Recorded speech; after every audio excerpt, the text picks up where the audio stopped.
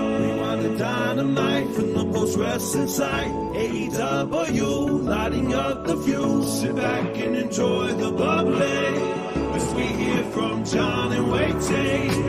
Where we're going, we don't need roads, and if the buck stops here, this thing might blow.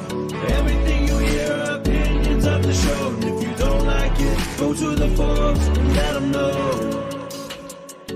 Hello, everybody, and welcome to another edition of Rewind-A-Dynamite. I am John Pollock alongside Wai Ting, where we are coming off the dream match between Kenny Omega and El Hijo del Vikingo, who delivered possibly the greatest match in Dynamite history, and I feel one of the greatest performances I've ever witnessed on a pro wrestling show in Vikingo tonight. I was blown the fuck away by that match. It was incredible. Couldn't have dreamt a better match.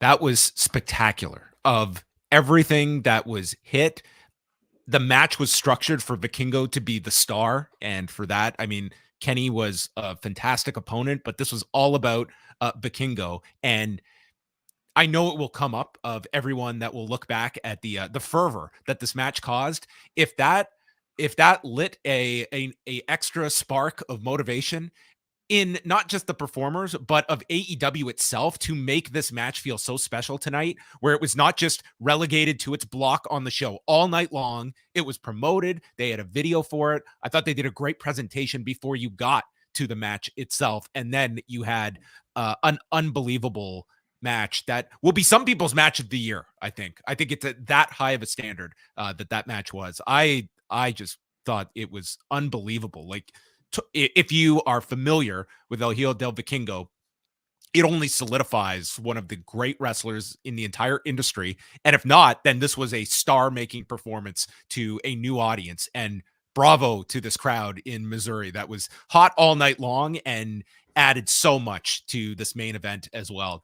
It just felt like such a hot main event. I can't say enough good things about it. Done. I'm done for the show. Take it over. I mean, honestly, like by the time the match started, it felt like it was the most talked about match in quite some time. And that was because of the controversy online. I mean, I guess for better or worse, the tribalism that currently exists can be used towards the show's advantage. And I don't know if Tony knew exactly that this would be the end result, but promoting this match as a dream match caused a whole lot of debate, and that debate in turn made this one of the most anticipated matches in and of itself. I mean, we're talking about 20 minutes of time. That is what we're talking about here. 20 minutes of your time is all that they were promoting. It is amazing what constitutes a controversy these days. But you were right. It certainly did spark all of that. So we will get into everything involving Dynamite tonight, as well as your feedback that you can drop off at forum.postwrestling.com or be so kind as to submit a super chat. And next week, everybody, it all begins. WrestleMania week coverage. We want to note off the top that we will be doing live shows Monday through Friday next week on the Post Wrestling Cafe. So this will not be in place of our free content. We will still be doing Raw and Dynamite next week. But if you are a Cafe member, you will be getting shows daily covering all of the many Mania shows. We have some guests that are going to be lined up, and I'm going to break my cardinal rule away, and we are going to announce our first guest for WrestleMania week. Joining us next Monday, if the planets align, we will be kicking off our post-wrestling WrestleMania week coverage with Speedball Mike Bailey, who is set to have quite the week in and around Los Angeles, coming off that GCW main event on Sunday in Toronto. So looking forward to having Speedball Mike Bailey on next week. Many others to come. PostWrestlingCafe.com, your place to be next week for all things WrestleMania. And then live Saturday and Sunday night immediately after each night of WrestleMania here on the Post YouTube channel. So all we ask, subscribe and circulate the word out there. The world needs more Wai. Sure, and the world needs more John, and we'll be very, very busy next week. It's our playoffs. It's our busiest week of the entire year, and we're going to do our best to make your subscriptions worthwhile. Yeah, my whole family is sick right now, and they're all just laughing, knowing you're going to be next. You're going to be next. It's like, no, I'm not. I will avoid any illness. So anyway, that's all to come. Forbidden Door pre-sale today. It got off to an enormous start, and I definitely was glad that I hedged on Monday, because Friday we were talking about like what is the demand going to be for the show. And I mentioned like being at the GCW show over the weekend, hearing from so many people in and around the industry, people traveling for the show. By Monday, I certainly was on board with the idea. This is going to be a hot ticket, and it certainly was. WrestleTix reporting 12,030 tickets distributed with a current setup of just over 13,600.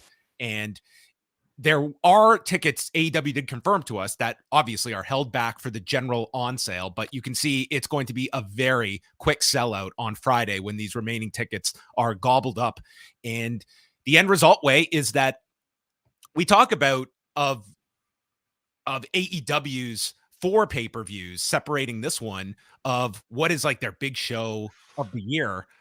I think it's becoming pretty clear 2 years in a row, this is becoming the big branded event for AEW each year. When it comes to, here is a show that has no matches announced. This is at a time when it's not like an AEW pay-per-view is an automatic sellout like it once was. They did not sell out Revolution. This is a sellout based on the novelty of interpromotion, of a kick-ass show last year, and the promise of an incredible wrestling show, like without any idea of what will be on this card. And this is starting to feel like this is going to become the big show of the year for AEW and for New Japan in the US. When New Japan on its own, they're going to the 2,300 arena next month and to sell like 1,000 or so tickets. And here with AEW, like there is certainly each are lifting the other up. You can certainly assign who is like carrying the load here, but it is the combination of this that, it has this audience's captivation, that this is a traveling trip, that this is a market that is going to support a big show like this. It was certainly a big endorsement of the Forbidden Door concept. Yeah, I think it helps that New Japan itself maybe is seeing a little bit of a resurgence right now. I think attitudes towards the brand are that much higher. Maybe expectations of a Will Ospreay and a Kenny Omega being on the same card might heighten that as well. I also think Toronto has been waiting for a pay-per-view level event for really quite some time. We haven't had one since before the pandemic. And as a result, I feel like that is probably a big part of the reason as well. I'm sure when it feels big, when there is a show that feels big, this is a great market for it. It's very much a major league city in that just running a rank and file show, it's not going to be your guaranteed sellout. But when something is perceived as big, this is a great market for that kind of thing. And that goes for all sports. I'm sure the scalpers have been waiting for something like this as well. So it'd be interesting to see how much of the tickets that were grabbed up today were on the secondary market. But yeah, like Forbidden Door, it helps that, it was a great show last year. And I think it helps that, out of the calendar for both brands, it's the one event that maybe stands out above the rest as being different. A Revolution and All Out and a Double or Nothing, there's really nothing that distinguishes those events from one or the other. If one of those events ran here in Toronto in a market that's starved for this sort of pay-per-view type of card, would it have done as well? Perhaps. But do you think it would have been the same response if this was Double or Nothing instead of Forbidden Door? Maybe not as fast, but it's hard to say. It really is, because I think Toronto is just that hot of a professional wrestling market that's been underserved since before the pandemic. But the Forbidden Door concept, they've introduced it last year, and it's certainly successful this year. I mean, I think we can at least say that it's a very successful idea. Oh, there's no question about it. I mean, it overperformed with pay-per-view buys last year. It was an immediate sellout at the United Center. Like, that's 2 massive arenas that I will say massive in terms of like what AEW runs. Like the United Center is a giant arena. And for this setup, like they will probably, by the time we are at the show, like they should be opening up more seats probably once their production layout is all confirmed. So they could very well top 14,000 here. I don't think that's going to be a stretch at all for them. Dave Meltzer adding that they're over $1 million Canadian for the live gate. So that's around, 730,000 US, a big gap with our Canadian dollar.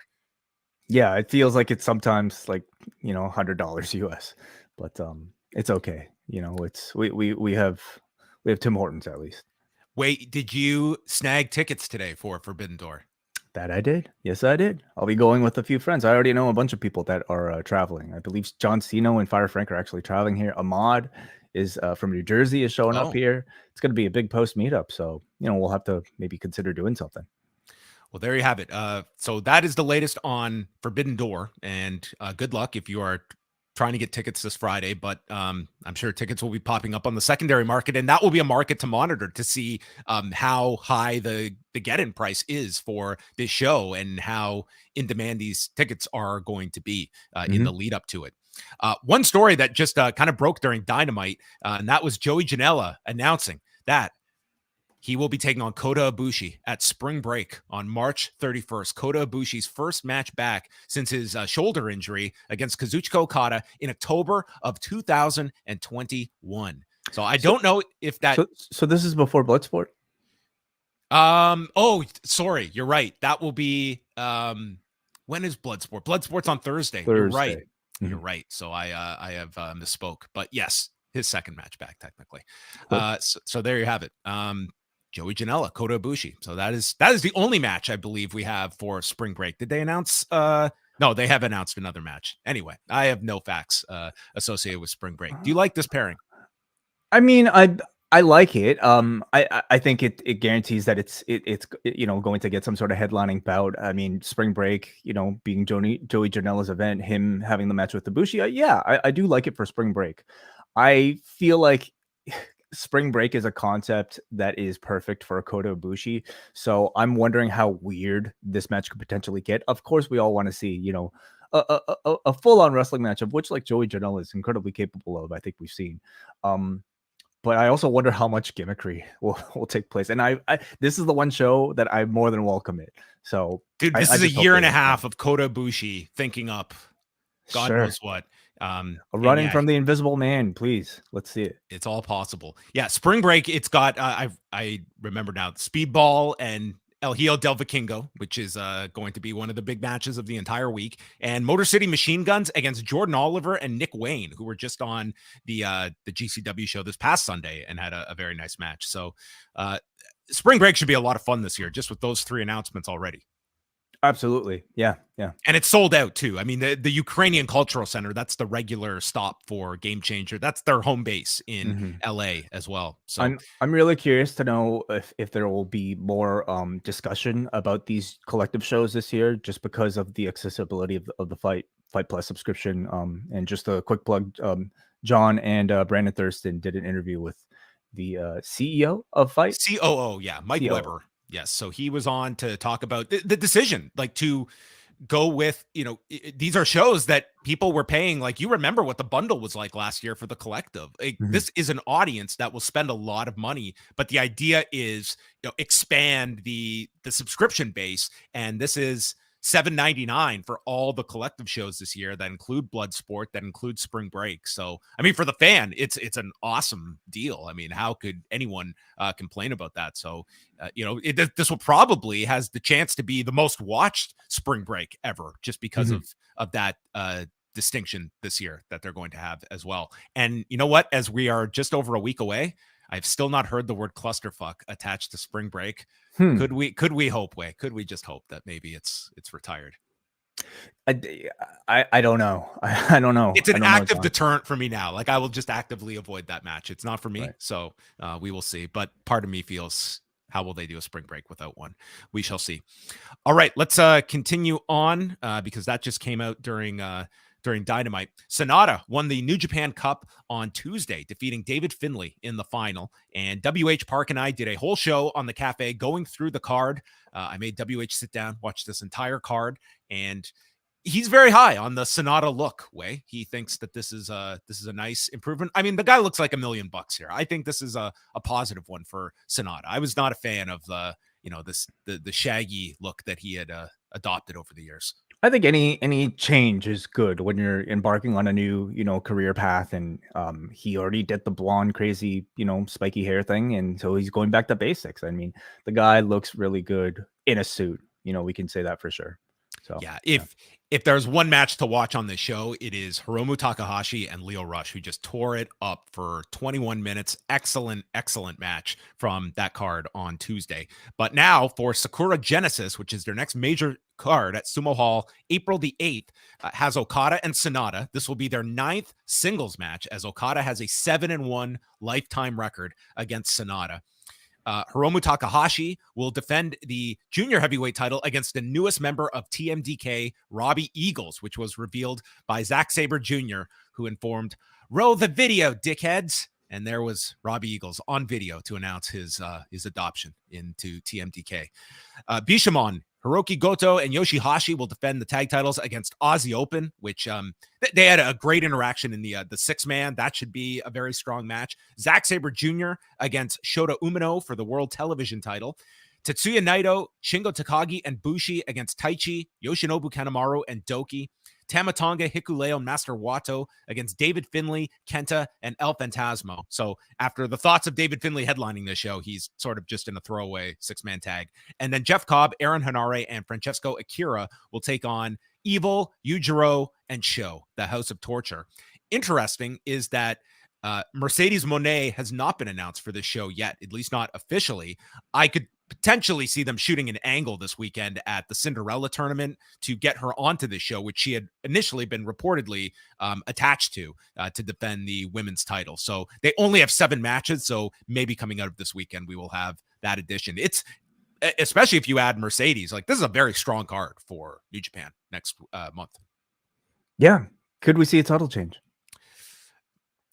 I would say not 0%. I'd say low chance of it happening. But as well would not shock me. If you also you have to sort of map this out, you figure Okada is going to be a big part of Forbidden Door, and what opens for him without the title. What are you able to do with Okada if he does not have the title? Or conversely, if he does have the title, like Omega challenging Okada for the title is, it's an idea you could certainly throw out there. I feel my gut says Okada keeps the title. That would be my thought here. I don't see Sonata winning it.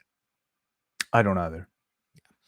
Well, Will Ospreay is not going to be part of Sakura Genesis, and he's not going to be part of several upcoming cards. He is off this weekend's Rev Pro card due to the shoulder injury, and has been replaced by Hiroshi Tanahashi for next Thursday's Impact and New Japan Multiverse United card. So now it will be Speedball Mike Bailey against Hiroshi Tanahashi. So Speedball has matches with Tanahashi, then Vikingo. He's going to have a very busy week. Do you like this new match? Is this a adequate substitution for Will Ospreay? Yes, I really think so. I mean, Bailey versus Ospreay, I think might have been the most anticipated match of the entire weekend, at least non-WrestleMania. But if you can't have Ospreay, I think having really the franchise player of New Japan Pro Wrestling come in instead is a special attraction, and I think it's a very special match regardless of whether it's Tanahashi or Ospreay. I think he's a more than worthy substitute. It's a match that I don't know if we would have expected to see really anywhere but a show like this. This is nuts. Okay, so Speedball, he's on the Mark Hitchcock Memorial Super Show on Thursday night against Shigehiro Irie. And the same night, he's got Kota Ibushi at Bloodsport. So he's going to be going from one venue to the next, from the Globe Theater to the Ukrainian Cultural Club. That's just on Thursday. Then, dude, later that night, he's got Tanahashi. That's all on the same night, those it's 3 crazy. matches. I know. Holy it's not. I mean, last year he was a crazy run for him too. Yeah, honestly, I know. You could Fight should be promoting like a Speedball special, and just you could follow this guy's compilation of his matches from one show to another at a discounted rate. It's his week, really. Well, yeah, and then Friday he's got the GCW versus DDT show, and then Spring Break. So that's what he's got 5 matches listed so far. Man, so that's going to be quite the weekend. He was the performer of the weekend last year, and we will see if he repeats this year. He certainly has the lineup to do so.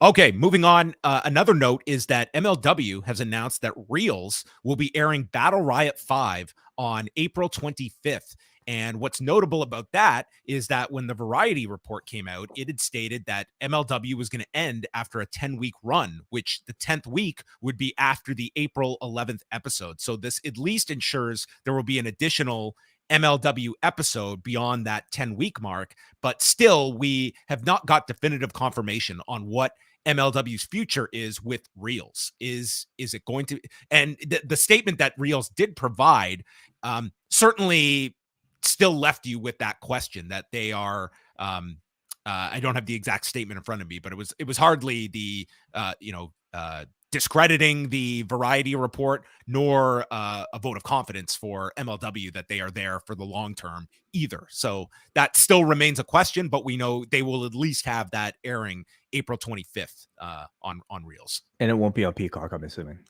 No, I don't think that Battle Riot will be making its Peacock debut. Right. Okay. NXT on Tuesday night, they continue to build up the Stand and Deliver show for WrestleMania weekend. We are now up to 7 matches. And the update that they provided on Roxanne Perez is that she is okay and she'll be back, but we don't know when. And they are going ahead with this 5-way that they are billing for the NXT Women's Championship. So they did not tip their hand if Roxanne is going to be added to this match. And next week's show is a taped show. They taped 2 shows this week, with next week's being done as well. So obviously they could do something to insert her into the match, but they did not lean towards that on Tuesday's episode. So thus far, that latter match has Zoe Stark, Gigi Dolan, Tiffany Stratton, Lyra Valkyria, and the 5th person to qualify will air on next week's episode. And it is not Roxanne Perez. So I will avoid that before I get DMs blaming me for ruining a taped edition of NXT. Braun Breaker against Carmelo Hayes. Johnny Gargano and Grayson Waller is now an unsanctioned match. Well, how do you follow a home invasion? With what, a count outs, disqualifications? California State Athletic Commission will not be present for this match. Andy Foster is going to leave. He's going to go get to WrestleMania early. Kiana James and Fallon Henley against Elba Fire and Isla Dawn. So Fallon Henley and Josh Briggs broke into Kiana James' office, and they went through her day planner and found out about someone named Sebastian that she's been seeing on the side behind Brooks Jensen's back. So now Fallon Henley approached Kiana, and she was going to tell Brooks Jensen. But then later in the night, after they fought off Elba Fire and Isla Dawn, Fallon Henley agreed not to tell Brooks Jensen yet. Let me tell him. So this is a drama that is going on between the tag champions. And how will Brooks feel that Fallon Henley knew about this and did not tell him? Because he does not watch NXT either. So he's not aware of this segment that aired. I'm guessing he also doesn't go on Instagram too much, because that would have been, dead giveaway as well. She has also she has been very public about her marriage as well, that Brooks is not aware of. So that's that is also maybe Instagram doesn't exist in the WWE universe. It definitely does, because they hit us over the head every week with it. North American Championship. So this is the 5-way, and Wesley got to pick the opponent. So this will be featuring Ilya Dragunov, JD McDonough, Dragon Lee, which is going to be hell for the announcers to call. Wesley and Dragon Lee in the same match. You're right. Yeah. Like Double Dragon. Yeah, this is designed to, if Vince McMahon stumbles upon Stand and Deliver, his head would explode. I don't know if he would be watching this match either. This seems like a collection of talents that he would I don't know how much he would see in a JD McDonough or a Dragon Lee. And then a 5th one, which will qualify after next week's Battle Royal airs.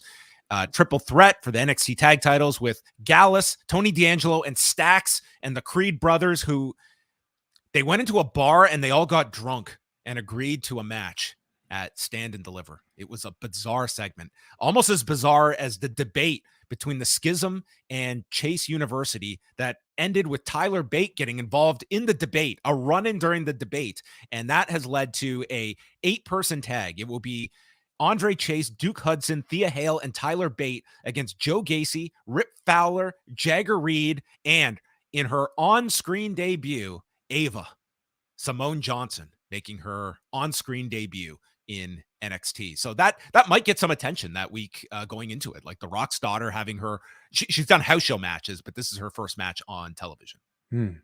Yeah, maybe. Yeah, I wonder. It's a good looking card. I'm like interested in this, you know, and I think the crowds will be really, really hot. You know, they've sold over 3,500 tickets. Like for NXT, like that's a very respectable number. Yeah. Yes, and that's the 8-person tag is for control of Chase University. Yeah.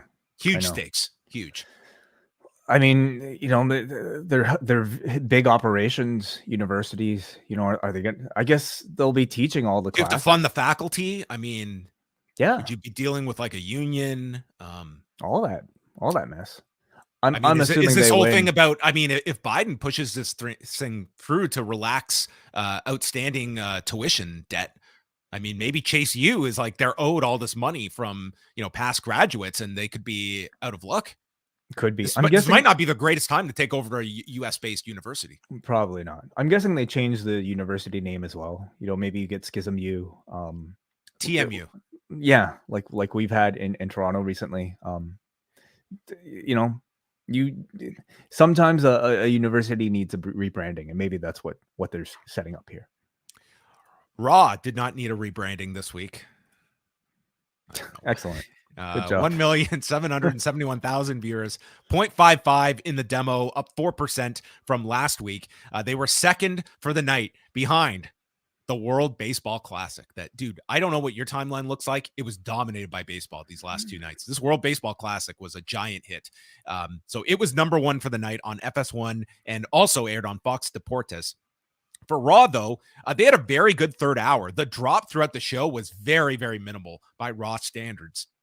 So that was a positive and would certainly give credence that the Reigns Road segment probably performed pretty well by third hour standards. But we go to Canada, where this Monday's edition of Raw did over 408,000 viewers, a number wow. I've never seen for Raw. It is their highest number in years. It was number 1 in sports, beating out 2 NHL games, Women's Curling Championships, which is big here in Canada, the World Baseball Classic, an afternoon preseason game with the Jays. Raw was number 1 on Monday. I cannot recall Raw ever being number 1 in sports, nor you would have to go back years for Raw to have hit a number like that. Extremely impressive number.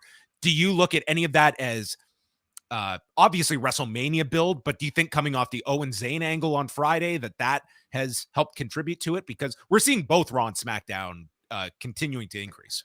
I really have to think so. I mean, I think even if you're not Canadian, you'd probably be quite into the Sami Zayn, Kevin Owens bloodline story. But the fact that, you know, Sami Zayn, we just had that big Montreal show. Sami Zayn did a bunch of Canadian media. I'm sure that doesn't hurt these TSN numbers. It's the post-wrestling effect. This really took into effect when Sami Zayn talked to us. I think that's a turning point for Raw numbers. Really, it's obvious, yeah. But you know, I'm sure the fact that he's Canadian doesn't hurt at all. But I also just feel like maybe WWE is on an upswing heading towards this WrestleMania. Oh, it definitely is, and you can probably distribute the reasons for it. But it's extremely hot in Canada right now, going into WrestleMania. We'll be very curious to see how this holds up post-Mania. NXT did 550,000 viewers and a 0.12 in the demo. It was their lowest audience of the year. And this was going against the championship game of the World Baseball Classic, way the U.S. and Japan. See, this is like Forbidden Door, but the baseball version, did over 4.4 million viewers and a 1.46 in the demo, also doing 492,000 viewers on Fox Deportes. So it dominated cable, relegating NXT to 29th. And NXT was significantly hurt with female viewership. This was interesting. They fell 35% with women 18 to 49. And then in the 12 to 34 demo, this was interesting. Women dropped 67% from last week among 12 to 34. Men, even with last week. They were not missing their JD McDonough, Ilya Dragunov match. Not for any World Baseball Classic, nothing. We are tuning in. But women, not so much. And doing 66,000 viewers in Canada. Last thing here, before we get out of here, Impact has their special coming up this Friday night that John Cena and I will be doing a show on the cafe going through. It will be Way and Kate from Montreal doing a free edition of Rewind to SmackDown at an hour earlier as well. You get the 10 p.m. Eastern start time, Way. Yeah. 2 weeks. Made my day last Friday to know we were going on at 10 instead of 11. I love it. Yes. Though if you watch Dynamite tonight, based on what many people dropped, you would assume that Rampage is on Friday because many people slipped up on the show. Understandable. It is. So the Impact show has Mickie James and Jordan Grace, which I'm thinking probably closes the show in the rematch for the Knockouts title. Josh Alexander, Frankie Kazarian, and Rich Swann against Alex Shelley, Chris Sabin, and Kushida. Ace Austin and Chris Bay defend the tag titles against Shane Haste and Bad Dude Tito. A busted open match between Bully Ray and Tommy Dreamer. It's a Jon Moxley match. So is that the rule? Like, is it a first blood match with a cute name? They have not given the stipulations. Or for do this. they have to just talk? I mean, let's be honest. This is a branded match for their radio show that they are attached to. So we will see if they live up to the literal definition. I should really walk that back because tonight was one of the rare non-bloody Jon Moxley matches. That is true. Did not bleed. Trey Miguel, Lindsay Dorado for the X Division title. Deonna Purrazzo against Giselle Shaw. Jonathan Gresham against Speedball Mike Bailey. This is a rematch from No Surrender. Should be very good. Joe Hendry against Brian Myers. Hendry has been very good in this role as a digital media champion. And then PCO takes on Kenny King as a PCO was PCO was buried alive by Eddie Edwards the last time they were in Vegas, but PCO rose from the dead before the end of the episode, and he stalked his way back to Impact to haunt Eddie Edwards, and then he finally got hold of Eddie Edwards, and they fought out to the desert, and it looked like PCO was going to bury Eddie Edwards when a mysterious driver ran over PCO with a car. And it was revealed to be Kenny King helping his former Honor No More stablemate. So now PCO has to kill Kenny King in order to kill Eddie Edwards. So this has been a very long story that has been woven. It's life and death. Sounds like Impact. An epic tale. Wow. Okay. Well, that's happening in Windsor, Ontario. Perfect place for PCO and Kenny King. Windsor, Ontario at St. Clair College. So tune in Friday night on the cafe. Sino and I will be going through Impact, the good and the bad, whatever comes out of this show. But tonight we are talking about the good and bad of Dynamite. But before we can even get into the bad, the good is always that no matter where you are in this world, you can get Dynamite. Yes, you can, especially if you use NordVPN. Our thanks to sponsor of the show, NordVPN. John, what is, in your opinion, the greatest invention of the past 20 years? NordVPN. That might be the second greatest, but you could not use NordVPN unless you had Wi-Fi. And what's better than Wi-Fi? Free public Wi-Fi. It's changed our lives. It's convenient. It's free. It's Wi-Fi. But let me tell you something, John. Nothing in life is free, including free Wi-Fi. Did you know, John, that whenever you're connected to public Wi-Fi, whoever owns the hotspot can potentially steal all of your traffic? How terrible.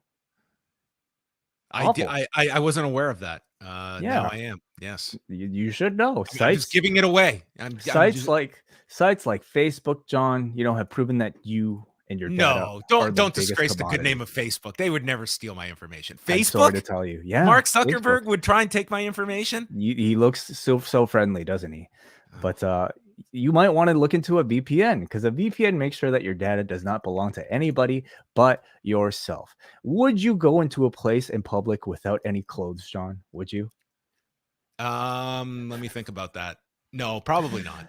So then why would you enter someone's Wi-Fi network without a VPN? How ridiculous does that sound? Huh? You've always got to have protection. Yes, you do. NordVPN is one of the most established and reputable VPN providers in the field. Sign up through nordvpn.com/postwrestling, and a brand new offer just active today. Grab an exclusive NordVPN deal by going to nordvpn.com/postwrestling and get a huge discount off your NordVPN plan of any size, plus 4 months free. 4 months completely free. I think this is actually a better deal than their Christmas or their birthday deal. So I guess they waited until after their birthday to really give you the good offer. But 4 months free plus a discount. It's completely risk-free with Nord's 30-day money-back guarantee. Again, NordVPN. Let me throw it up on screen here. NordVPN.com/postwrestling. You can also find it in the show description. Let them know you found them through us by using our code. And again, our thanks to Nord for their sponsorship of Post.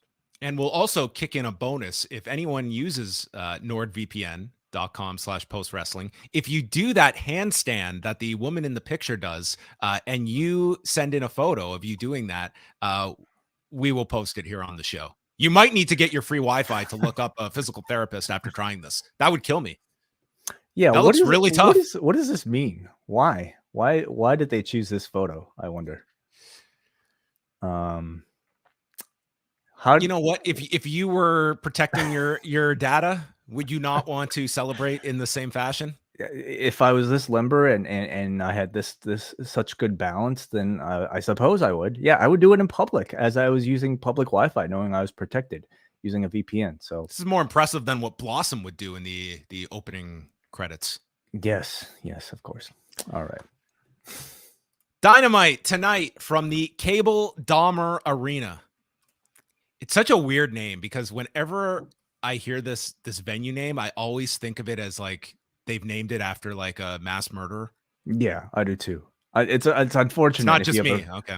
If you have a brand or something named Dahmer, I would consider changing it at that point. Yeah, so here we are in Independence, Missouri. WrestleTix reporting over 3,600 tickets out for this show. And we start off with an ambulance, and Matt and Nick Jackson are being taken away. Hangman is there looking concerned. Omega comes out, says, turn the cameras off. But maybe this is going to air on All Access. So the cameras keep rolling. They have no respect here for a potential tragedy. And Paige opts to leave with Matt in the ambulance, but Callis holds Omega back. He's got a big match tonight. So Omega is very torn here as his best friends are taken away from a mystery assailant or assailants. And dude, you've got a match of the year to put on tonight. Oh, I know. Don Callis was Twitter here, representing, what the priority was tonight. Yes, he was. Hey, a rare parking lot attack angle here in AEW, at least. Very much an NXT vibe to start off the show. It really is. I mean, it's unusual to start the show off. Yeah, to start the show off with any sort of angle and not a wrestling match or even like a talking segment. So this is unlike AEW to do it, and I like the change up once in a while, especially when you have a big story that you're trying to set up. But the show must go on, and we have our opening 6-man tag. Orange Cassidy is out first, and to align with his partners tonight, he has drawn on an O and a C on his cheeks as his face paint. Tony Schiavone was trying to figure out what this means, and Taz had to explain. It's an O and a C. It's for Orange Cassidy. Hard to see from his vantage point, I guess. Maybe. I guess so.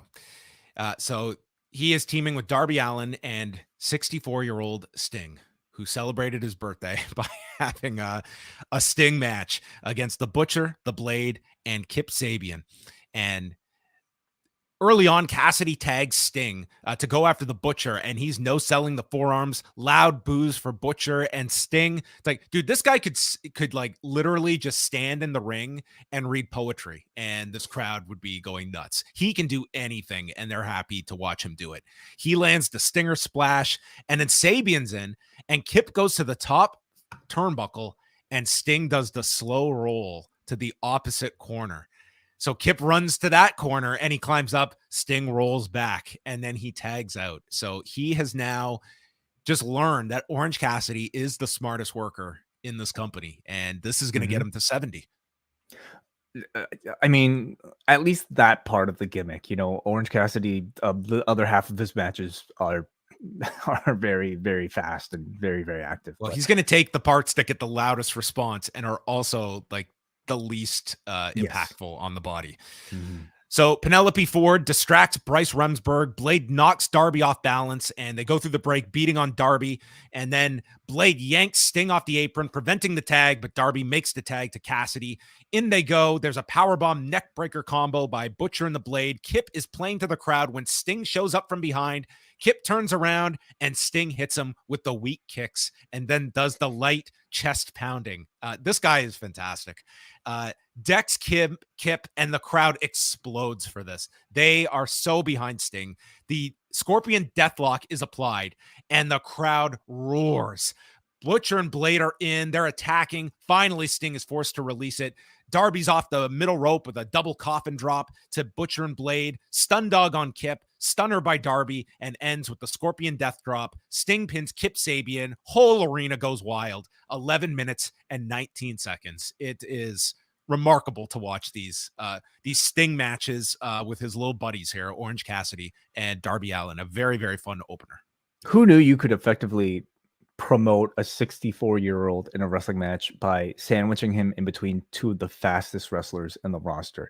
It's a combination that has worked tremendously well with Darby Allin and Sting, and the addition of Orange Cassidy, you wouldn't think it, but actually fit incredibly well. I thought the combo was a lot of fun. Sting doing the Cassidy gimmick was the most memorable part of the match, maybe one of the more memorable parts of this entire show. And I'm sure he very much welcomed the excuse to try that gimmick out, at least for one night. I thought Kip and the Butcher and the Blade did a great job as well, setting up the heroes in the match. Good opener. Fun. Very fun match. Afterwards, Orange Cassidy put the sunglasses onto Sting, and Darby is staring at the double or nothing sign. He didn't point, but he gave a death stare towards Pointed with sign. his eyes, pretty much. Yes, this was a Darby. Make it very clear that you are looking at the sign, and he did. And Excalibur mentions all the three of the four pillars wanting a title shot at MJF, and they aired promos of all four.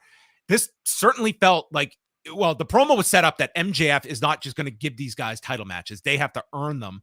This definitely feels like a four-way is coming.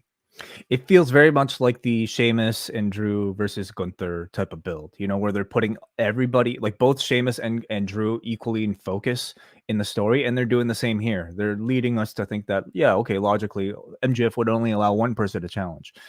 They're going to come up with probably some sort of reason that justifies all three of them getting a title shot, and it's going to piss MJF off. And we're going to get our four pillars four-way, it looks like. And then we had a video package on Kenny Omega and this luchador I've never seen before. Who is this guy? What's the story? And they do the history of Omega and Vikingo, that they were to meet in December of 2021, but Omega was injured. This was after the loss to Hangman Page at Full Gear that year, and vacating the Mega Championship, which went to Vikingo, but they never got their match. Well, it happens tonight. Good video. I like this. And again, if this kind of spurred them on, I like this idea that they constantly were referencing this match. They had this video package that they built the show around it. Yeah. In an ideal world, you would have had this last week. We've learned since from Conan himself that this was a last minute thing. I do question like how like a GCW was able to book Vikingo so early in advance, and somehow, you know, schedules not being able to work out that way. But listen, they couldn't have asked for better promotion for this match than what took place over this weekend. By the time this match took place, it did feel like it was incredibly anticipated. Excalibur mentions getting a text from Brandon Cutler, who is in the ambulance, accusing the House of Black of being behind the attack on the Young Bucks. And I thought this was I thought it was I thought I heard BCC, not House of Black. I was pretty sure they said House of Black. I could have been wrong. I thought all throughout the rest of the show, they also said the BCC were the suspected assailants here. They said that at the end when they jumped Omega, but I thought this House of Black thing was someone in the chat. Yeah, chat room, let us know. I could have sworn it was Cutler pointing a finger at the BCC, but because why would they accuse the BCC of this random attack? The chat room, like the House of Black, like sends you kind of off the trail. At least I was pretty sure they said House of Black. So they could still send you off the trail. This just because the BCC attacked, you know, Stu Grayson tonight doesn't mean that they did this attack either. So chat room saying BCC. So I was right. Well, there you go. Fact check. I retire. Point ting. All right. Well, they blew it then. They just they called it right out here. Then we I think it's a misdirect. I mean, I feel like the BCC aren't the ones. Well, I mean, who knows? You know, like the mystery's still there for me, at least. The Guns and Top Flight meet for the tag titles, and they do bring up Danhausen's injury after taking the 310 to Yuma. So yeah, he tore his pec, so he's going to be out for a time. They are in control of Dante through the break, and then Colton grabs Dante's leg to prevent the nosedive. Darius takes care of him, so he hits the nosedive, but Colton returns, making the save. And then Bennett and Taven show up, attacking Darius on the floor. Dante dives onto them, but then as he comes back, he is caught in the 310 to Yuma. So the guns retain in 7 minutes, and Darius goes after Bennett and Taven. That seems to be what is going to happen at Supercard of Honor. With they announced it for didn't they announce it for what was the Kingdom match that they announced for? Was it for Rampage or for Dynamite next week? They announced the Acclaimed and the Acclaimed, Bennett and Dave and Taven for Rampage. Gotcha. So yeah, short match for what it was. Not like one of your spectacular top flight matches, but this was also to, they had 7 minutes, and it was to send you on this direction with Bennett and Taven as well. Mm-hmm. Afterward, FTR arrive, and they are incredibly over in this audience. Colton says, "No one wants to hear your song. Don't touch us." Cash just says, "We're here for business." And they call FTR losers who lost 3 sets of belts, and you lost to us. I didn't know if this was meant to be like an insult. Like, you guys lost to us, and there is nothing you can offer us that would allow us to give you a title shot. Cash says, "What if we never challenge for the tag titles again if we lose to you?" Like, no, we're not doing that. Then they state, "We will never team again in AEW." They don't care. No. Then Dax says, "What if we quit AEW?" And all of a sudden, like, is this a big thing? Like, to me, I would love, like, personally, like, you could never team again in this company. You would have to see each other every week, but you can't team together. Wouldn't that be way more I think Austin should have just, kept saying no, and then waited until FTR offered them never wrestling ever again. Given that we have this whole backdrop in AEW of guys wanting to go to WWE, like, that is sort of the threat here. It's like, you hey, cannot go to the WWE if you lose. That should be part of the stipulation. Yeah, you gotta work. Dax has to quit his podcast if he loses. Yeah, you're gonna be regulars at freelance wrestling. That's where you can exclusively work for the rest of time. Yeah. And so this time Austin agrees, and they go to shake hands, but instead they spit in the faces of Cash and Dax. So they're certainly leaning into the idea of their contract situation. And I can't help but think that this is going to be FTR winning these tag titles. I don't know. They're going to certainly throw that doubt into there, and it'll make for a compelling match when they I think it's a perfect stipulation, given whatever they've been trying to do online. Could be legitimate, could not be legitimate. In either case, I think this is the right type of story to tell. We were debating, John, a month ago, whether or not we'd even see FTR and on AEW again, and they're taking full advantage of everything that's out there without needing to explicitly say, "Hey, our contracts are running out, we might go to the WWE, so let's have this match." We know what the story is supposed to be. They're keeping it within the realm of kayfabe. How about they win the tag titles and they still leave? People would never see that coming. I guess not. No, let's swerve them. How far do you think this has to probably take place on television? So we're probably looking in the next month. So hold on a second. This is dependent on what the contract situation. What are we looking at? Because Double or Nothing's too far away, isn't it? Well, I would say just even throwing out the contract stuff, to do this angle on TV and to hold this match off until the end of May for 2 months, that's way too long. So I would think this has to happen on TV over the next couple of weeks. Mm-hmm. I mean, I'm just looking here at what they have not happening in St. Louis next week. Then you have Long Island. You have a Battle of the Belts. This is too big for Battle of the Belts. Milwaukee, Pittsburgh. So there's a bunch of options. Mm-hmm. All right. Next segment, we had highlights of Taya Valkyrie winning her AEW debut against Ava Lawless on Rampage with the Road to Valhalla. And we go to Renee, who's with Jade Cargill. Mark Sterling is now back with Jade, as we saw on Rampage. I mean, he's on a retainer, like he's her lawyer, but doesn't necessarily accompany. Well, he hadn't been appearing with her for months. Well, I think there's only one law firm in the AEW universe, and if you need a lawyer, you're only going to have to call one person, I guess.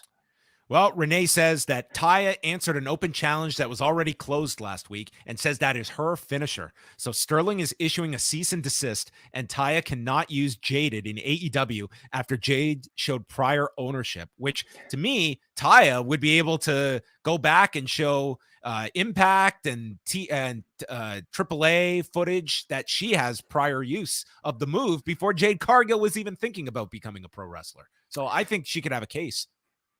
I suppose so, but do those rights still apply in the promotion that you're trying to use it in? They're kind of like trademarks across countries, right? Across borders. Do you still own a trademark if she's been using this in the U.S. prior to Jade Cargill? Okay, I'm not talking, but I meant like the borders of the promotions that they're currently in. Does she own? This isn't a colony. This isn't AEW. Like they have their own law system. Like they don't have their own. Well, why would they have? Why would they have a lawyer then? If not for these ridiculous. This individual has a lawyer. Well, listen. I think this could be contested. Are you telling me it's hard to suspend your disbelief for a contract storyline in AEW? Yes, I think Johnny Lawyer is going to maybe make his AEW return and could represent his wife. Maybe. So then Layla Gray takes the cease and desist, and she is going to deliver it to her this Friday on Rampage. I was like, uh-oh, Friday. Ooh, oops. And I was like, okay. Renee takes the mic and she says, is that a challenge? She says, that is a challenge. And Renee says, well, it's going down this Friday on Rampage. I was like, that's rough. I mean, it kind of tells you that, like, even like the people producing, did Excalibur at least correct her afterwards, or? Excalibur had his own moment later in the show that it was tough on the pros. I'll tell you though, like for all like Tony Khan is gonna say, like this network, like so they announced like we're gonna do 2 live nights at the MGM Grand, and then before tickets go on sale, they have to yank the Friday show because they are gonna be moving Rampage to the Saturday Double or Nothing weekend. Then they announced that they're going to do a live Rampage in Regina, Saskatchewan, July 14th. They've got to yank that show, and now it's happening the weekend before, and it's just being called a televised event. We don't know if it's Rampage. We don't know if it's a different show. It doesn't seem like they get a whole lot of heads up. Like they make these announcements of like when they're going to go to a city to sell tickets, and then it's like, boom, well, that weekend you're not going to be on Friday. Like it would be very frustrating to me if I was announcing publicly dates and then the network is telling us that night is not going to work. Because especially when you're months out and it's like this is not like we're in the middle of the NBA playoffs. We don't know if there will be a game on Friday or Saturday. You accept that you're going to be in limbo. But when you're talking about events that are in July, Double or Nothing, that is not till May, like we can't sort this out before we make the public announcement. I guess you would assume TV scheduling takes place at a much slower pace than maybe, needing like booking a venue and selling tickets and, drawing up posters and things like that. It's one of the unfortunate things of, I guess being a B show that could, move anytime on a TV network that has a bigger property. Hook and Stokley Hathaway, the long-awaited no disqualification match. They aired the highlights. This began on February the 8th. And now we culminate with this, and out comes Stokley in his Nation of Domination gear. Dude, Stokley was awesome in this match. I mean, just there is an art to being the chicken wrestling manager that finally has to be in the match, and he's just like so out of his element, and he played it so well here. I thought very much so. Yeah, I mean, it gave you a lot of old school vibes. Absolutely. So Stokley says he is not medically cleared, and he is retiring as of today. Thanks his 12 fans, and he has a doctor's note for Justin Roberts to read, and he hands over the note, and it just reads, he's sick. And on a receipt from Wingstop that Justin reveals to the crowd, and Bryce tears up the receipt, and Stokley runs off into the crowd. Hook chases after him. Taz tells us of his speed back in lacrosse. He'll catch him for sure, and he does. Throws him violently over the barricade, T-bones him on the floor, and then Hook brings out a metal barricade from underneath the ring. The Firm are with Matt Hardy and Cassidy looking concerned backstage. Hathaway uses a fire extinguisher and then takes out a chair and lightly hits the steps to convey how hard this chair is, and then quotes Tupac. Hook stops him, hits Hathaway with chair shots, took very good care of Stokley with these chair shots, and then suplexes him onto the guardrail and bends the guardrail, lifts him up at the count of 2 to apply red rum and submit Stokley in 3 minutes and 16 seconds.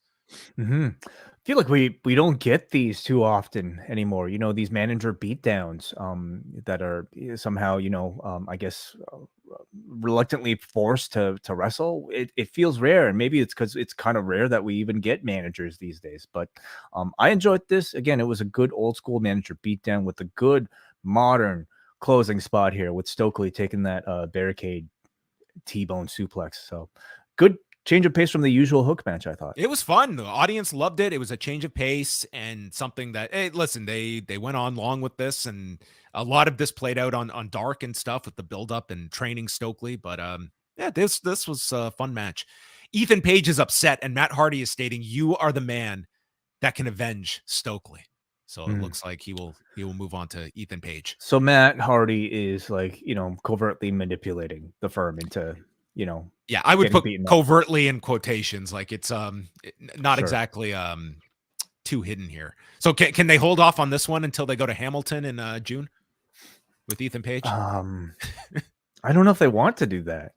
Well, this one went pretty long, so who knows? I guess I meant, he would be a babyface, you would expect, but maybe not in Hamilton. Tech 9 was in attendance in the crowd. He wanted to see Vikingo. Adam Cole comes out. There's a huge chant for Cole. I mean, dude, this crowd, I can't say enough. They were so awesome on this show. They were fantastic. They made so many of these stars feel like mega stars. Adam Cole being one of them. And he asks, who's ready for story time? They all pop. His return match is in 7 days. He feels great, but who will my opponent be? So out comes Daniel Garcia, who is just completely done up in all of his leather, and he is now like amping up this accent of his that I guess is very is this a Buffalo accent? I don't know what a Buffalo accent is. I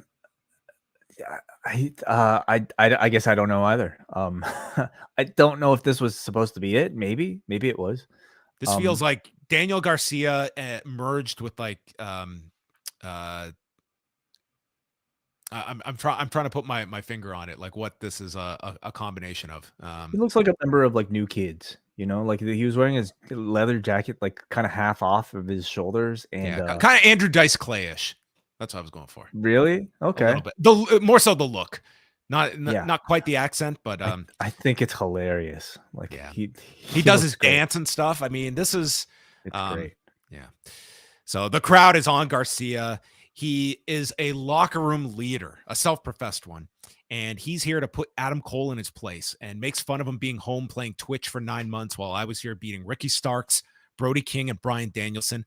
I've headlined more AEW programming than anyone on the roster, which I guess is one of those, it's technically true if we ran the numbers.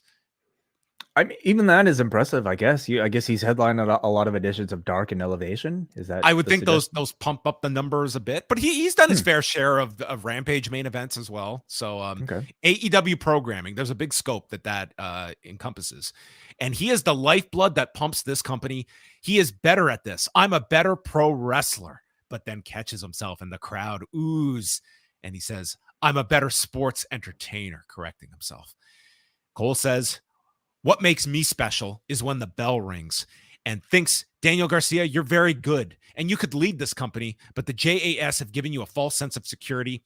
I'm a multi-time world champion and you are crazy for challenging me. Next week is going to be a statement to the locker room that I am still one of the best wrestlers on the planet and I am back. So very good promo from both guys, I thought, to set this up for next week. Possible this could be your main event next week on the show, depending on what else is announced. As of now, this is the only match, but remember, this is also the lead-in for All Access. So there is that connection with Adam Cole. So Yeah. there you have it. Adam Cole and Daniel Garcia next week. I like the match. I like the match as a re-debut for Cole a whole lot. I mean, it feels completely fresh. It's, it almost guarantees quality in ring. And I think it gives something for Daniel Garcia to do. It was a really good showing from Daniel Garcia here. I feel like he's been a bit quiet lately, at least, on the Dynamite front. And this just reminded us how good he is now on the microphone as well. He really does feel to me like he's a complete package. We know in ring he's great, but I think he's shown incredible charisma as well. Here, it seems like he's just kind of reminding us of his long-term story, and that's his inner struggle to suppress his pro wrestler in order to fit into this, sports entertainer mold. And I hope somehow he springboards out of this Adam Cole match into something that's a bit more focused and something a bit more sustained in terms of story. I thought Cole received a great reaction. Like, he sounds good to me. But it's still a ways away, I think, from, me wanting to say that I prefer him as a babyface. Like, he's still going to be so much better as a heel. I'm very curious to see what the reception to this TV show is like, because I think you want to make him a babyface because the story in this show is going to be very much a babyface story. And how much of that will translate to the reception he's already receiving on screen. Do you see this as this is Cole's return match, solid win, and he's propelled up high? Or do you play up that maybe he's not 100% and does that help All Access at all, that this guy is not fully healed on TV and you're watching the story on All Access? I think that's a great idea. I think no matter what, if you're coming back from a long-term injury like that, you should use it to your advantage to, give the character an Achilles heel just to be able to, draw some sympathy. Absolutely use it. I think you obviously give him the win, but remind the audience that, hey, I've got this injury lingering and it could flare up at any second. Alex Marvez just barges into Kenny Omega's locker room, which is a scenario that did not go well the last time. No, it did not. No. And Omega's arguing with Don Callis that he should have gone to the hospital. And Don Callis was great in the segment for what it needed to be. He is just dismissing. Injuries happen. I sent Nakazawa to the hospital. Don't worry about it. And then Don Callis, clearly seeing this man is just beside himself that his friends are in the hospital, says that them getting attacked and sent to the hospital might have been the best thing that happened to us, because now you can focus. They'll be fine in a few months. The god of pro wrestling is back, and it starts tonight. Mm-hmm. Yeah, very interesting. Really, I mean, the most I think overt, tell that Callis is behind this entire thing. Oh, we would get more overt later. Yes. Yeah, but we don't know who he's aligned with. I mean, they want you to think that he's aligned with the BCC, but I don't know if that's. I think that's a misdirect. But yeah, I thought this was a good setup for the closing segment here. Jon Moxley and the re-signed Stu Grayson. They had a nice match here. Saito suplex by Moxley, and then shoulder blocks Grayson off the apron into the rail. We come back from the break. Claudio and Yuta are walking up to Grayson, so Silver and Reynolds back them off, and Grayson, meanwhile, climbs to the top and hits a moonsault to the BCC on the floor. Grayson then drops Moxley in the ring, 450 for a 2 count, and then goes for the Nightfall backbreaker. It's countered to the Bulldog choke, and then knees to the head. Moxley transitions to the rear naked choke, but Grayson fights to his feet, cannonballs Moxley into the corner, breaking free. And then Grayson stops the paradigm shift and lands a Pele kick, and Moxley nails him to the back and headbutts him and ends with a avalanche Death Rider and pins him in 10 minutes and 5 seconds. Mm-hmm. I always like seeing, like a Jon Moxley beatdown here, but I thought Grayson was given a whole lot of offense and time to shine as well. I thought there were moments, especially at the beginning before the commercial, that felt a little bit off. Like, certain things might have been mistimed, but maybe the that paradigm shift block by Grayson was certainly it seemed like he was going for one thing and it wasn't exactly timed. It was a few of the Irish whips I felt at the beginning, but I mean, maybe I'm looking too deep into it and there really was nothing there. I thought the match had me at least questioning. It didn't reach my expectations, this match. I just thought this was a chance for Grayson to have just a blow away performance. I would not say the two had that. Well, I would say like even putting Stu Grayson in a match like this, at least initially had me questioning whether or not this was like the best way to take advantage of the momentum that I thought he really built for himself with the re-signing and of course the match last week. But it's clear that they intend on continuing the story. So I have hopes that like I just don't want Stu Grayson to fall back into obscurity. You know, like what's the point if re-signing him if you're just gonna relegate him on dark again? Yeah, the BCC take off as Silver, Reynolds, and Uno check on Grayson, and we would have a follow-up to this later in the show. Then we had this very bizarre interview. Renee interviews Ricky Starks and asks him about Juice Robinson, and Ricky Starks is so sick of talking about this. He's annoyed that he has had to cut short time from his vacation to come here to address what happened 2 weeks ago involving Juice. So this guy doesn't even want to be here. Challenges him for Rampage, and then says this thing with Juice is the craziest thing that's ever happened in my life. I'm sick of it. In his whole fucking life, he's about to say. And he storms off. This attack by Juice Robinson, the craziest thing that's ever happened. I don't think it's even the craziest thing this year when you consider he went to a show with his friend and there was a security photo that leaked of him at the Alamo Dome. That's way crazier that was even a thing. Yeah. And a guy jumped me in a pro wrestling ring. That's the craziest thing of your life. I mean, hey, we don't know what this has done to him, you know, personally. This guy was as much angry about Juice as he was that like he was booked for this interview on Dynamite to address this. It was just so I think what's happening here is well, obviously, so Rampage is taped, and so he's wrestling tonight, and they need a reason to you know promote it. And I think just in storyline, in character, Ricky Starks realizes it's been a while since he's had a, I guess, match, or at least it's been a while since this attack, and he realizes how redundant these meaningless interviews are with Renee. And I thought this was just the way he was trying to address it. You know, I mean, it's been 2 weeks. Okay, he's coming off the Jericho program that people certainly criticize the length for. So this is nothing. Sure, yeah, I guess so. I mean, yeah, crazy. Next was the follow-up episode of QTV, where we have Harley Cameron here, who has footage that she shot on her phone at Rampage of Hobbs and Phoenix. I was waiting for maybe them to get her to get a YouTube strike on this. Did you post this match from ringside? If it's handheld footage, I mean, depends if AEW allows it, I guess. I don't think it would get auto struck. Well, she's got footage of the match with Hobbs beating Phoenix, and they laugh over the fact that Penta did not help his own brother. Then they make fun of Alex Abrahantes, and we get the Aaron Solo making a joke about an Observer's Twitter account talking about hotels. And he says he took credit for hacking into Dave's Twitter, basically, and started something about hotels. I wasn't following, so there was a thing about hotels. This was a really stupid story.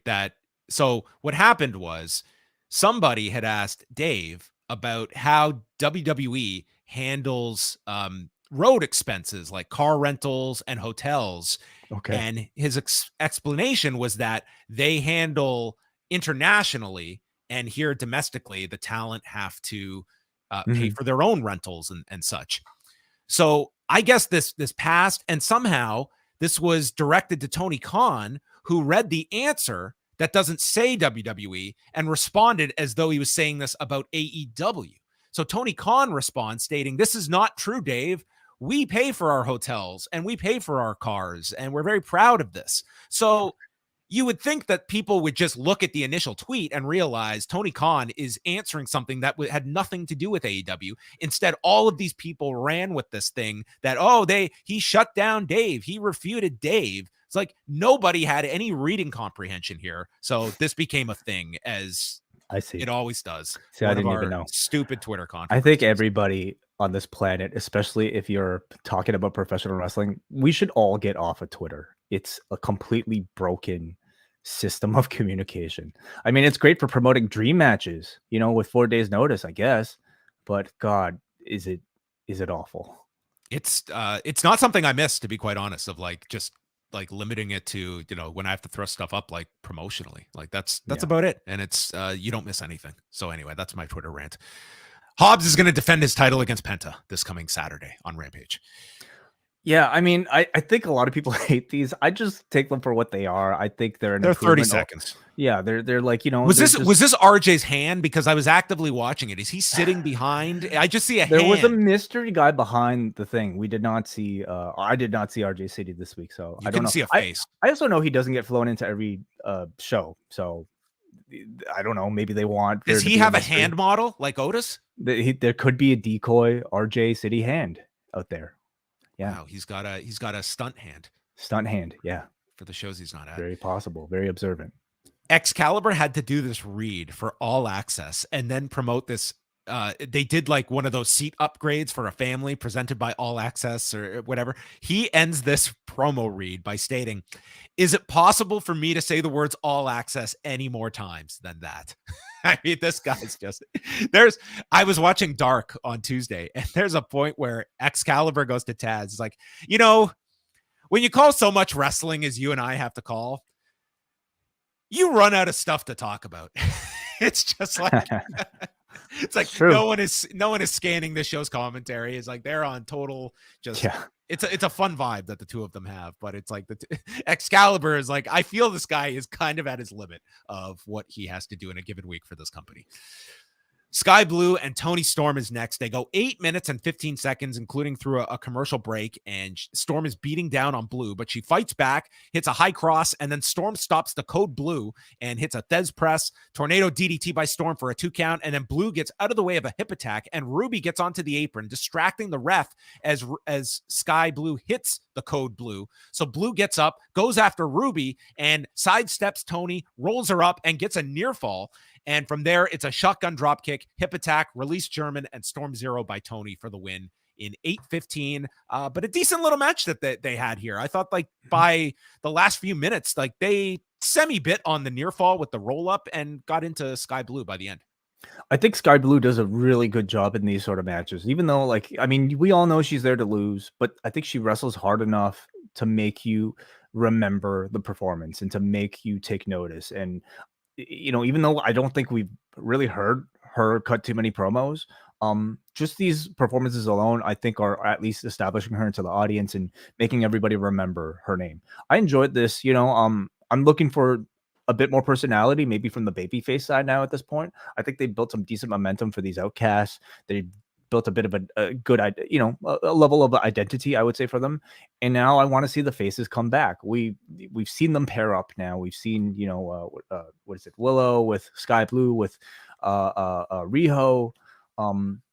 Who's going to be the one talking for them? What do they have to say? What's their motivation to defend AEW? They're the incasts. The incast. Okay. Cast in. So what are Hayter and Baker still involved with all this? They've got to choose an allegiance, I guess. Now they're caught in the middle. I don't know why they haven't been around here. So they go to spray paint Skye Blue and make her Skye Green, but instead out comes Willow and my favorite visual of the show. Actually, that pre-Vikingo, my favorite visual of the show. Riho runs down this ramp, swinging this pipe, and she's just swinging it like a lasso around her. And this thing, like, it's the most goofy looking weapon, but they run for the hills as Riho clears the ring with Willow, and they save Skye Blue from a spray painting. It was great. Yeah. Saturday Night Rampage, Hobbs and Penta, Taya Valkyrie and Layla Gray, Brody King against Jake Hager, The Kingdom against The Acclaimed. And after all that, we will hear from Ricky Starks. He has challenged Juice Robinson. Will it be accepted? So we're not even getting this match on Rampage. Wait, the match is not for the graphic. Rampage? Was we'll hear from Ricky Starks. It was not the match announcement. But they promoted the match. I know, but then the graphic came up and said we're going to hear from this guy. I just heard from him. What more can he say? Well, listen, John, this is the craziest thing that's ever happened to his life. I think he's referring to the fact that he's on a constant loop of these interviews and not finally wrestling the guy. It's Groundhog Day. It's fucking crazy. What if every show he cuts the same promo with Renee? Let's see if anyone notices. It would certainly rival the Jericho program. Yeah. Yes. All that and more coming up this Friday. Saturday, my mistake. Rampage. So give the man a mulligan here. And then we just got Cole and Garcia for Dynamite. More matches to be announced on Rampage. The medical team is checking on Stu Grayson. Moxley appears stating it's just business, and they beat the hell out of him. The BCC 3-on-1. So Grayson is left laying. Yeah. Yeah. So, I mean, really putting more heat onto the BCC as heels. I think making you connect the dots to lead you to think that they were also responsible for the Bucks attack. I think doing a good job of what I believe is a misdirect. But yeah. Main event time, Kenny Omega against El Hijo del Vikingo. And Vikingo comes out, AAA Mega Championship over his shoulder. And they explain that this title was vacated by Kenny in 2021. Vikingo succeeded him as champion. And Justin Roberts does the whole laundry list of Omega's accomplishments, including being 2-0 in Independence, Missouri. He held the title longer than Vikingo. He's 1-1 in North Carolina, and then comes out to Battle Cry with Don Callis. And it's a pretty impressive entrance. And they note that Kenny's last singles match on Dynamite was in this very same arena in November of 2021 against Allen Angels. Really? Wow. This particular arena. This same arena. So this is his last singles match on Dynamite and the arena where he had the Iron Man match with Pac. So a significant arena now for Kenny Omega. Like I'd say two of the most famous matches now in Dynamite history between this and the Pac match. Every time he comes back, I think he's going to have the singles match. He is taking over Independence, Missouri. Mm-hmm. So before Kenny can even get to the ring, Vikingo dives onto the floor, comes back, hits a second dive, and we are off. Like they're hitting a 15 here on a scale of 1 to 10. The bell rings, and we get the inverted splash into a Rana off the turnbuckle to Kenny. And at this point, I mean, this is already spectacular about 2 minutes in, and you just know this is going to be something else. I will do my best to recap like the biggest stuff in this match. There was a shooting star off the apron, and Kenny takes over, and the announcers did a great job of conveying it's a much more aggressive Omega who's already upset because of the Young Bucks situation. His mind is elsewhere, and this is not Kenny here just having fun or taking it easy. So he brings out a table and sets it up ringside and just leaves it there. And everyone's mind is just, how will this table be broken? Because it's not going to be a guy just slipping off the apron and going through this table. So it just sits there.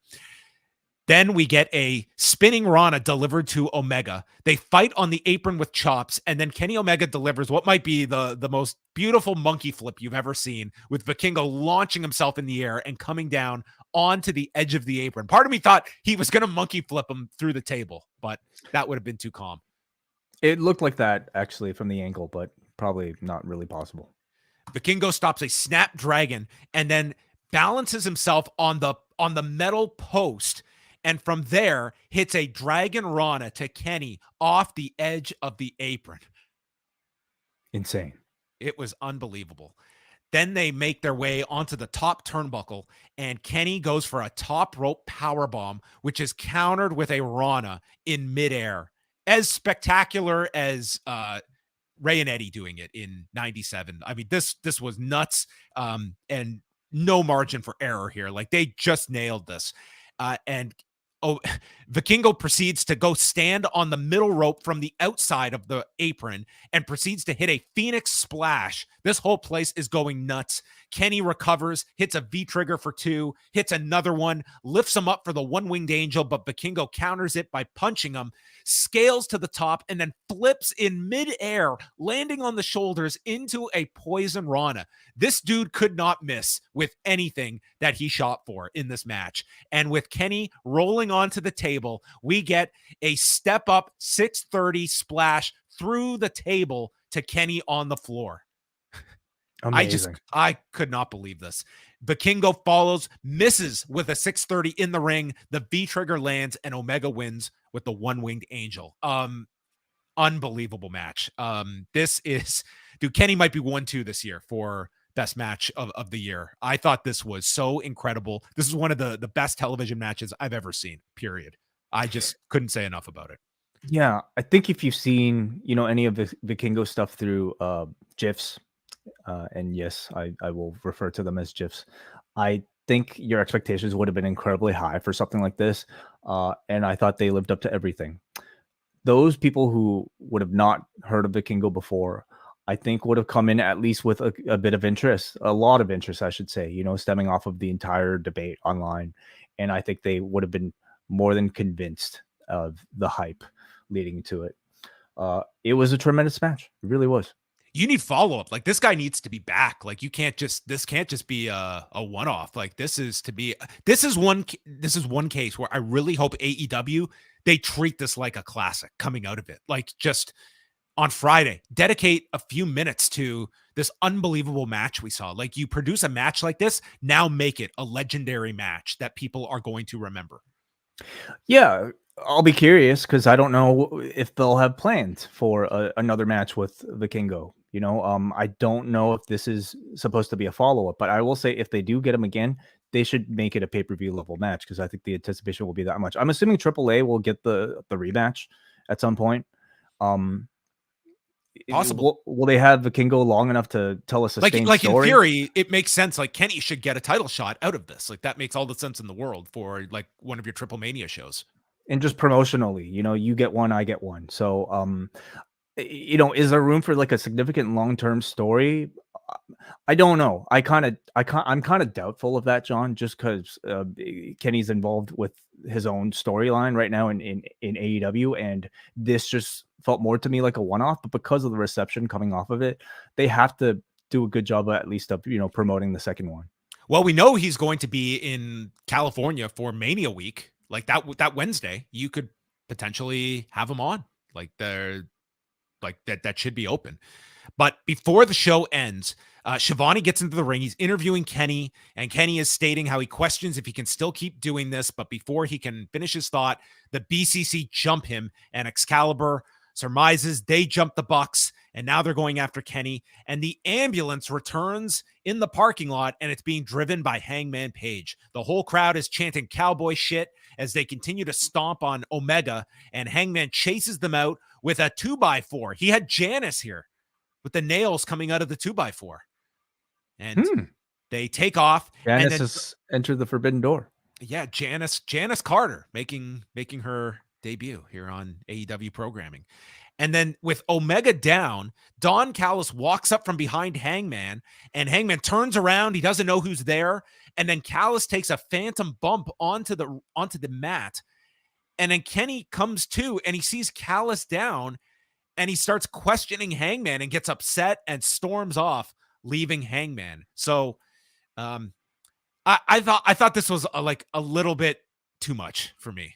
Like, I like the idea of what they're doing here. That Hangman and Omega, they're still at odds here. But this is one of those angles where I hate when the babyface is put into the situation of looking so inept. Like, for all intents and purposes, should he not see this replay and have nothing to do with Don Callis, who is clearly manipulating him? Well, sure. I mean, that type of logic would defeat a lot of professional wrestling storytelling. Aren't the Bucks watching this? Isn't Kenny going to rewatch this? Isn't Paige going to rewatch this afterwards? Ask, is it that great an angle? Are there ways to have done this without making it so? Can't you say this about that giant hole? Like the entire bloodline thing? Like wouldn't Jay have seen Roman talk to Heyman after he left the room, and when Heyman asked him, "Did you get what you're looking for?" Like, wouldn't that lead Jay to feel suspicious? I mean, I just think at some point we have to suspend. They've actually called that stuff out in the bloodline angle. Yeah, but not consistently. When they saw Jay talking to Sammy in the parking lot, and we complained about how rare that was and how inconsistent it was with the rest of this type of storytelling. I didn't hate it, John, because I think occasionally I did not hate this, but to me it did come off to me as just, I think at times they overthink some of these angles a bit too much. Yeah, maybe. I just know that this is the path that they needed to go. They need to draw the scent between. Yeah, they're making us work for the Kenny Omega, Young Bucks, Hangman Page reunion, and they're going to use Don Callis to, drive that wedge in between them. Don Callis this whole time has been manipulating these, likely facilitating all of these attacks on the Bucks and everybody else. And he's going to be the one to, that Page and Omega and the Bucks will have to team up with in order to defeat after this. I love the story. Like, the reunion story is a great story. I could go for a little bit more of us being left as to where, like, leaving some question for you. And I think the question is whether or not the BCC are involved. And I think that's the mystery. We know Callis now has turned, but we don't know who he sided with. Well, that was a pretty tremendous edition of Dynamite. Again, I think this was one of the best matches in Dynamite history. It might have been at the top for me. That's how high I thought of that match. So for that reason, I would say this was a excellent show on Wednesday night. Yeah, really good in-ring show. Really good, I think, in terms of storytelling as well. Mm-hmm. A lot of different angles introduced on this show of where they are going, and kind of a cool down period, like no MJF on this show, and sort of left to that video package. And you did not have to cram all of that into this one episode, but you certainly do know the direction that they're heading with the four of them. Yes. Mm-hmm. All right. Well, now we open it up to you. If you would like to send in a super chat, you are welcome to do so. And we will be going to the forum where a bunch of people have left their thoughts. Let's go to Rob Bahari, who sends $3. Thank you, Rob, for your constant support. He says, Kenny's selflessness and Vikingo's talent equals magic. Yeah. I mean, that was, this to me is like a modern era Flair Sting, where this was not so much a coming out party for Vikingo, but for some like that had just never seen him on this kind of a showcase. Like, this was all about making this guy a star to an audience that might not have been familiar with him. I mean, it was outstanding. I think it was also to, like, maybe at least address a lot of the criticisms about whether or not this was worthy of a dream match billing as well. Well, if that was the end result, then I'm fine with the whatever got them to produce this match and the whole lead up to it throughout the 2 hours. All right, let's go to forum.postwrestling.com. Do you want to start us off, John? Peter Forsberg himself from Colorado. Is it just me, or is Adam Cole skinnier and smaller than ever? It's comical. He's billed as 6 feet and plays a badass character. He's talented, but why does he not at least lift a little to try and look the part? This sounds like a parody piece of feedback. That main event was fun as hell, although certainly not a dream match for me, as I've never heard of the other guy. All right, so thanks for the feedback. I guess. Yeah, I don't know. Maybe it wasn't, and it certainly. I think we're way past the point of like needing guys to look massive, especially if you're as talented and if you can talk as well as an Adam Cole, and especially if you're talking about a promotion like AEW. How big is MJF? And how many of us doubt his ability to like feel like a capable champion? How big is like a CM Punk or a Bryan Danielson for that matter? Like, this is really the last place I think you would make that sort of criticism. Like Zayn. I mean, I don't think that is prevalent in many modern fans' consumption of professional wrestling, nor if you are following like what has drawn in combat sports either. Like, size to me is, I don't know. To me, it's a really low hanging fruit argument that doesn't really come with much substance when you actually audit that. How tall is Peter Forsberg? I mean, he was a fairly big guy. Oh, really? Yeah. Let me see this. Peter Forsberg, 1.83 meters. Okay, what is that in feet? We're spending way too much time on this. It's 6 feet. It's at least 6 feet. Okay, so he's got a point. Steve Grows Wheat says, I'm not sure why Stu Grayson didn't get the win tonight. This is a pretty one-sided feud. Dark Order, we're getting serious and showing a tougher side, which could be a great way to rehab them. A good showing isn't enough. Mox can afford a loss to give the guys he's feuding with some credibility. So clearly, I wrote that before the amazing main event. Vikingo is incredible. But yeah, it's clear they just moved on from Dark Order. Really good post-match. Kenny, watch the tape mid-show with a great main event. Yeah, I'll be interested to see if they actually address Kenny Omega watching the tape. Because yeah, like if we're making that criticism, maybe Tony Khan is listening to it and they'll come up with some way to address why Callis did what he did. Who knows? Yeah, Grayson, listen, like we know he's where he's going to be slotted. You're not suddenly going to have him beat Jon Moxley unless I wouldn't have been making that call either. Like now is not the time. I wouldn't have made the match if you wanted to push Stu Grayson. Yeah, you could certainly argue that. Yeah, this was, you could have put one of the other Dark Order members in there for sure. Like that's or Stu Grayson versus somebody else, or Stu Grayson and Evil Uno versus somebody else and give them a win. But it's clear that he's not the project. He's not the person going on to Double or Nothing for a match. He's there to play supporting character. But there's still ways you could build him. I guess we'll see, because clearly he's still attached to the story. Chris Elliott, I don't usually stay awake long enough to formulate some feedback, but that main event was incredible. I hope there's more to come of Vikingo and AEW, and that this is the start of a big singles run for Kenny. I assume we get a rematch for the title somewhere down the line in AAA. I would think like that's almost a guarantee at this point, given you pinned the champion.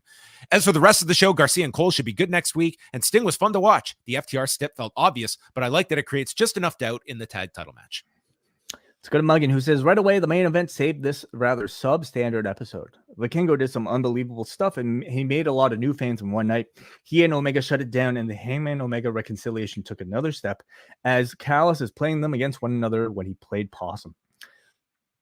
Not much progress in how the world title scene, and I just hope that Cole doesn't get sucked into the Jericho-verse for too long. Well, we will see how that match goes next week and because I don't see if you are going with this title program with MJF and the other three, Cole needs to be a major babyface. I think with the hope that this All Access show, like he feels like the biggest beneficiary potentially if this All Access show is a hit, and that's a big if. But it's certainly, I think he should certainly be a babyface during the duration of that show, which hopefully is going to put him in a very endearing light to the audience and take him to the next level that he's just been missing before. This company needs another big babyface star or a heel star, but I would think for this show, it's designed to get Cole to that level. Just seeing how much airtime they've been giving Cole just to kind of come out and speak in anticipation of his first match back, how big of a deal they're making his first match, it really tells me that there's a very good chance that he'll be the one challenging MJF for a headlining bout at Double or Nothing. The timeline, I think, would make sense. By that point, maybe the TV show will have ended, and we'll be talking, hopefully, about Adam Cole a whole lot more than we are even now by then. All right, next up, we go to Corey. That main event, wow, match of the year. Kenny really is the best in the world. As soon as his singles music hit, he feels like a much bigger deal. As the kids would say, it hits different. Great storytelling after the main. Hot show by the end of the night. Love the show. Longtime listener. That's Corey from Austin. Thank you, Corey. Thank you, Corey. Let's go to Cody from Maine. Show long storylines when done correctly and so much to an episode. Add so much to an episode. Tonight was a perfect example. Melodrama is something that AEW thrived on when it first began, and it's great to see them return to form. Good payoff after a phenomenal main event. Omega will be tough to beat for Wrestler of the Year in 2023 if that continues. One question, the red, white, and blue ropes, would you keep them full-time to match Dynamite's color scheme? Or is it better for a one-off like this in Independence, Missouri? I can't say I even noticed the color of the ropes, so by default, my question would be, I don't think it really matters. Yeah, I didn't notice it. Jordan actually, pointed it out to me. By the way, we will be back for an edition of the Wellness Policy tomorrow. Not going live. This one will be pre-recorded. It's for a pretty heavy subject. Where we'll be talking about grief and loss with Jordan, who has recently suffered the loss of his father. So it's a bit of a heavier one. We're going to be recording it personally, although we might send a StreamYard link out there to people in the Discord, but we'll be releasing that as well. But anyway, Jordan was watching the show tonight, and he pointed it out to me, and I had no idea. I thought they began, when they refreshed it, but I guess it was something specific today. Independence, Missouri. That kind of makes sense. I don't think about it one way or another, honestly. Keep it. Sure. Why not? We also failed to mention that one of the angles coming out of the New Japan show was Jeff Cobb stating that he's coming to St. Louis next week to confront Kenny Omega. So there is also that potentially for next week. Last one here is from John Kleinchester. That main event was a perfect example of a match you could show to a non-wrestling fan to show them how much fun wrestling can be. It seems like there's too much going on right now to even consider this, but could we get the rematch between Omega and Vikingo this time for the AAA title? Triple Mania is August 12th, so quite a ways away, but the story is built right in. Did anyone notice that CM Punk's face was conveniently covered in the opening ambulance segment? Huh. I did not. Interesting. Well, there you have it. Well, I guess that is convenient. Those boards and those tables just propped up against that trailer like that. So there you have it. I think everyone expects a rematch. That to me is what was built up.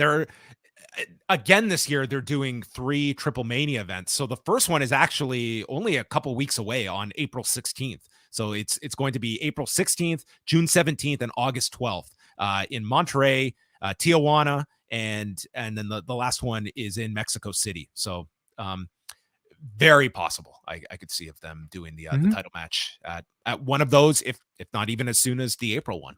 So we will see. Great main event tonight on Dynamite, and a great week of shows coming up. So as Wai mentioned, the wellness policy will be coming out Thursday for everyone, and definitely our thoughts with Jordan Goodman. So that will be out Thursday, as will our final edition of our Drive to Survive Season 5 recap. We will be going through episodes 9 and 10 with JC, who will be back to chat about those episodes and the Saudi Arabian Grand Prix from last weekend, and what was up with the penalty / non-penalty to Fernando Alonso. What a controversy this was, Wai. Quite controversial, yeah. We'll be talking about the race itself, but of course we'll also be talking about F1's relationship with Saudi Arabia. It's a topic that we've certainly discussed a whole lot about when it comes to WWE and professional wrestling. Well, let's see how F1 has handled it. Let's see how F1 audiences have handled it. JC, who is somebody who writes about F1, I'm sure is extremely knowledgeable and will probably have a lot of thoughts about this. So I look forward to that conversation. Also, this Saturday, it's the return of the NWA podcast. The Nubian Wrestling Advocates, they will be back 9 p.m. Eastern live at youtube.com/postwrestling. They will be joined by SP3 at True Heel, SP3 of True Heel Heat, as they will be talking about WrestleMania this year, previewing what matches we know so far. And I'm sure Chris has a lot of takes on Omos versus Brock Lesnar. I am sure of it. Also dropping this weekend, a new Long and Winding Royal Road WH will be turning the clock back to 1999, going over Kenta Kobashi and Big Van Vader in the finals of the Champion Carnival that year during Vader's renaissance post-WWF career in All Japan. So that's going to be dropping on Saturday. WrestleNomics Radio, as always, will be released on Sunday with Brandon, Jesse, and Chris.